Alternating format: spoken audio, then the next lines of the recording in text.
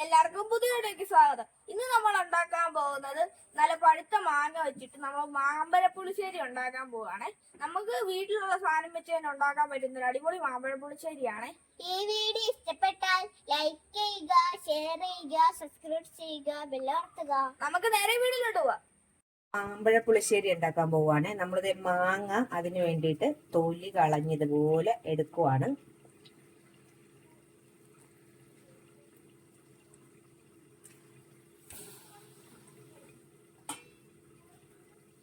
അതിലേക്ക് പച്ചമുളകും ഒരല്പം ഉപ്പും ചേർക്കും.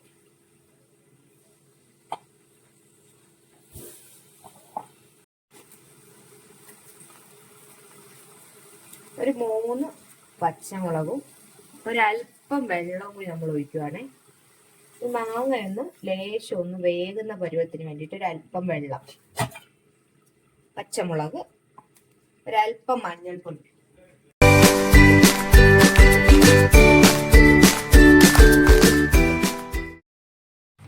നമ്മുടെ മാങ്ങ നല്ലവണ്ണം ഒന്ന് വേവായിട്ടുണ്ട്. ഇനി ഇതിലേക്ക് നമ്മൾ ചേർക്കാൻ പോകുന്നത് നെയ്യാണ്.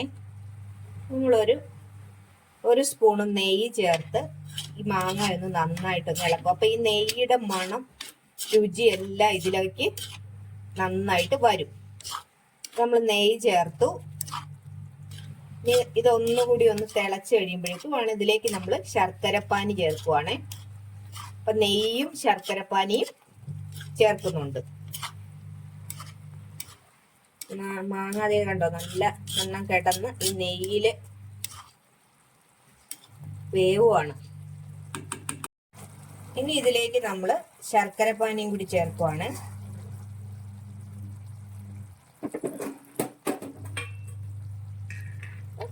ശർക്കരപ്പാനിയും നെയ്യും മാങ്ങായും എല്ലാം കൂടി വെന്ത് വരുമ്പോ നല്ലൊരു സ്മെല്ല് വരും.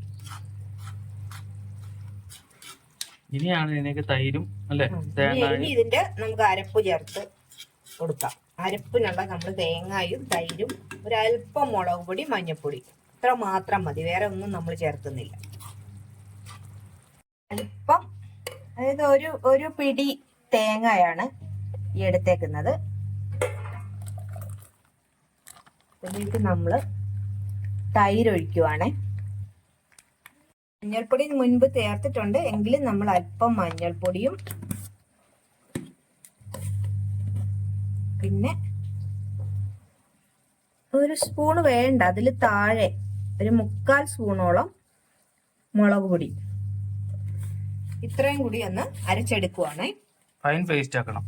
നല്ല വണ്ണം, നല്ല വെണ്ണ പോലെ അരച്ചെടുക്കണം.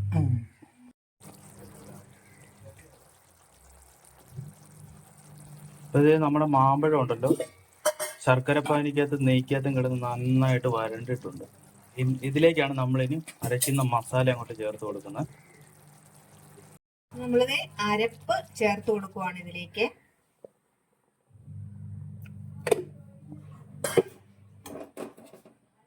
ഇനി ഇത് നന്നായിട്ട് ഇത് മിക്സ് ചെയ്യണം.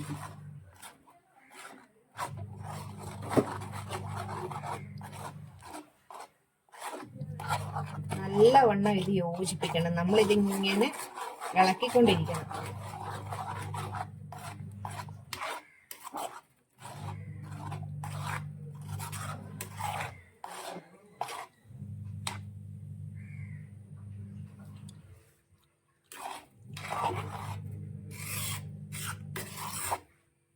കടുക് തളിച്ച പോലെ തിളക്കരുത് അല്ലേ?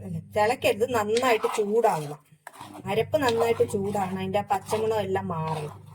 ഇതിങ്ങനെ നമ്മള് കൈവിടാതെ ഇളക്കിക്കൊണ്ടിരിക്കണം.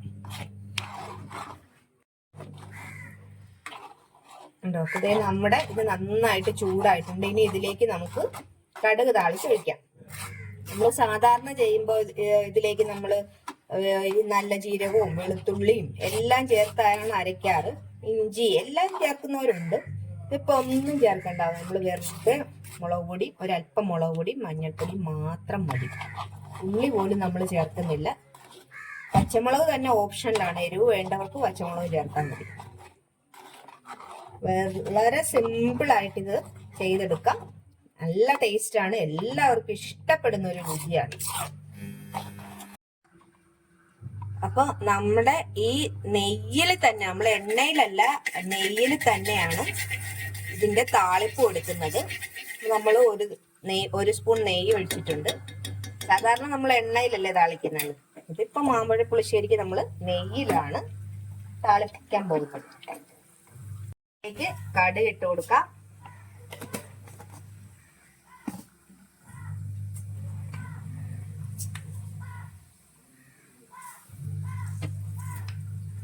ഉലുവ ഇടുവാണേ. ഇനി അതൊന്ന് രണ്ടും ഒന്ന് നന്നായിട്ട് പൊട്ടി വരട്ടെ.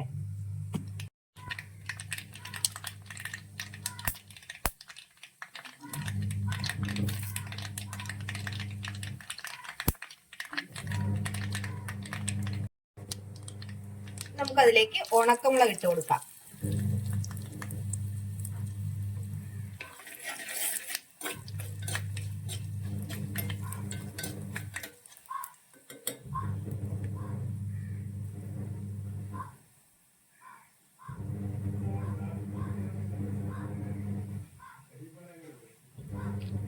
ഇനി കറിവേപ്പില.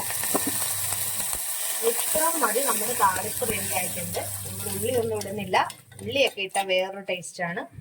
അത് നമ്മുടെ താളിപ്പ് ഇവിടെ റെഡി ആയിട്ടുണ്ട്. ഇനി അത് നമുക്ക് നമ്മുടെ കറിയിലോട്ട് ചേർത്ത് വെക്കാം.